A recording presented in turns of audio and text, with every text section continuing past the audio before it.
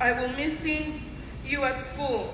I loved how you would wait for me and would get mad at me if you did not see me when I would go get Devin from school when he was in kindergarten. I truly enjoyed talking to you about how your day at school was and hugging you to say goodbye. I will miss your laugh when I would say something silly or ask you a silly question like, do you think Devin is handsome? I remember you looking at him, and with your beautiful brown eyes, you would grin, and with a big smile, you would giggle and say yes. Regina was one of a kind. She had her own sense of style. She always mix-matched her outfit, but if there's one who could pull that off, it was definitely her. She had the attitude to do it. There is very little comfort in words, but I hope that we find comfort in knowing that we will see Regina someday as she welcomes us with open arms in the afterlife. Regina, you will be greatly missed. You will now forever be our Sleeping Beauty.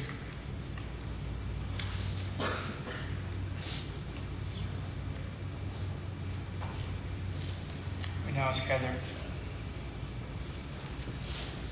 Hello, my name is Tira, and I have the honor to introduce you to Regina's best friend, Heather.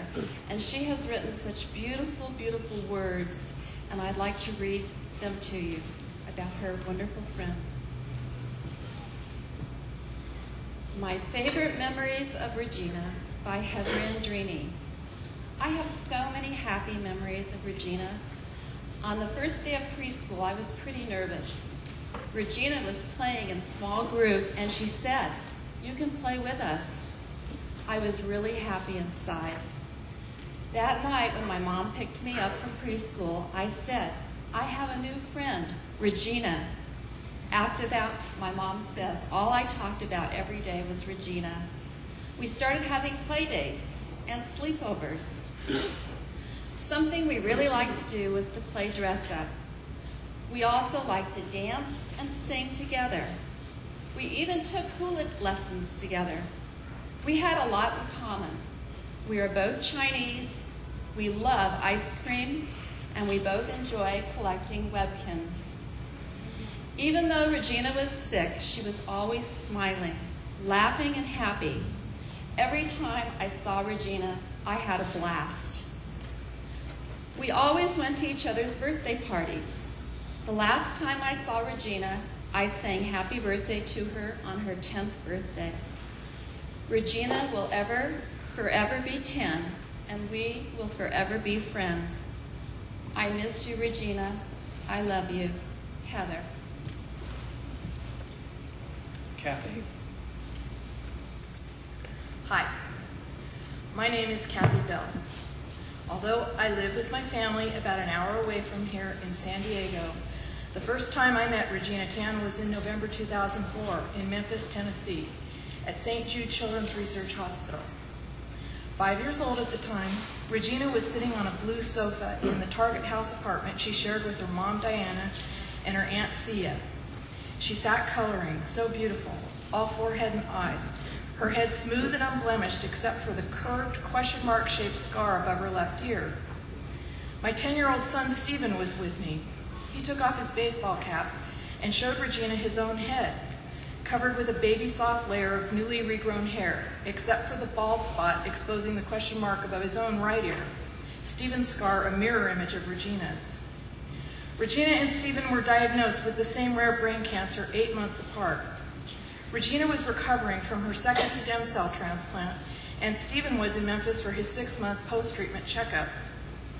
Discovering that your child has a life-threatening disease is like being dropped along with your child into the midst of a tidal wave. Your child can't swim, and the waters are so rough that no matter how strong a swimmer you are, it will never be enough for the maelstrom you find yourself in. It was in the midst of such turmoil that I was introduced to Regina's parents, Diana and Nick, a few days after emergency surgery to remove the malignant tumor found in Regina's brain. We had just returned from 8 months in Memphis with Stephen after aggressive treatment to save his life. After considering their options, Nick and Diana decided to take Regina to Memphis for the same treatment that Stephen had just completed. There is a saying at St. Jude, you arrive with one sick child and you go home with 35. It is impossible not to come to love all those little bald heads as they battle the devastating diseases they've been dealt. And so we fell in love with Regina. We adopted the Tans, and we followed Regina from afar through radiation and 4 cycles of high-dose chemotherapy, along the same paths that Stephen had traveled 8 months before. We prayed for smooth sailing and a successful outcome. We prayed for her return to a disease-free childhood. Regina has been living with cancer in the shadow of cancer for over 5 years, more than half of her life. Still, cancer was most definitely not what Regina was about, and not what I'm here to talk about. So what was Regina about? Regina was all about birthdays. On the day that Regina turned 5, she was in the hospital in Memphis getting her very first dose of chemotherapy. But her 6th birthday was spent in more pleasant surroundings at Disney World in Florida, and when she got home, she had a second party with her friends at Chili's. On her 7th birthday, she had a Disney princess party at her house. On her 8th birthday, Regina was at Ronald McDonald House recovering from chemotherapy, but there was a cake, and when her blood counts recovered, she had a proper celebration with her friends at home. When Regina was 9, her princess party was wedged between cycles of chemotherapy, and Regina's most recent birthday could only be described as a miracle. It is so clear that she wanted to spend her 10th birthday with her family here, and so she did. Regina was about traveling. She went to Disney World in Florida, courtesy of Make-A-Wish. She went to China and twice to Estonia. She went to Big Bear and Palm Springs and Yosemite and San Francisco. Regina was about fun activities close to home, Disneyland and Legoland and SeaWorld and Build-A-Bear and the American Girl Store. Regina was about Hollywood and show business, backstage passes and meeting celebrities, Hannah Montana and Britney Spears and Miranda Cosgrove in the American Idol contenders. Regina appeared on the big screen in the movie My Sister's Keeper, joined the Screen Actors Guild, and received her first paycheck. Regina was about fun with her friends, even though her illness kept her out of school and away for extended periods of time. Sleepovers and swimming and dress-up parties occupied her time when her health permitted. While Regina was in Memphis, she looked forward to returning home and having a sleepover with her best friend, Heather.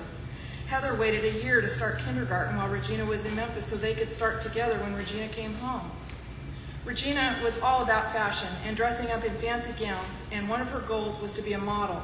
Her clothes expressed her own unique taste and individuality, princess dresses and elegant gowns put together from whatever she could find. She wore Hannah Montana and Hello Kitty and Sleeping Beauty and Tinkerbell and anything fashionable, feminine, and frilly. She had certain favorite clothing items. The pink crocheted cap she started wearing in Memphis that finally wore out, and Diana crocheted her another. The pink Sleeping Beauty poncho that I once mistakenly called a cape. The pink Disney princess dress with the cap sleeves and bow and the rows of tulle and glitter. One of my favorite images of Regina was on her first day of kindergarten. She rocked her first day at school in a plaid skirt with matching shirt and purse, pink tights with white polka dots and an applique ladybug, purple Minnie Mouse sunglasses, pink Disney princess rolling backpack, and that pink crochet cap, and I'm ready to take on the world's smile. Regina was about fighting for the simple privilege of being alive. Hidden beneath her petite frame and feminine attire was the heart of a warrior. When she relapsed with over 40 new tumors in her brain, the doctors gave her 2 months, but she took 27. Even as her treatments were failing and her tumors were growing, she continued to set goals. She wanted to grow up to be a teenager. She wanted to be a fashion model. She wanted to be a chef and cook meals for Diana. Eleanor Roosevelt once said, "We gain strength, courage, and confidence by each experience in which we really stop to look fear in the face. We must do that which we think we cannot."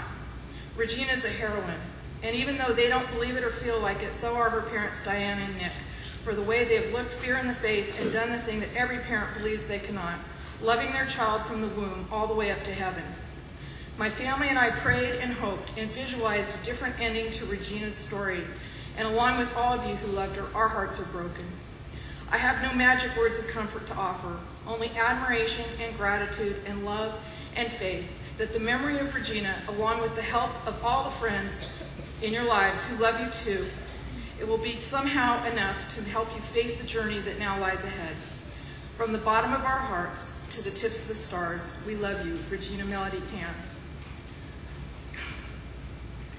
Good night, sweet princess. May flights of angels sing thee.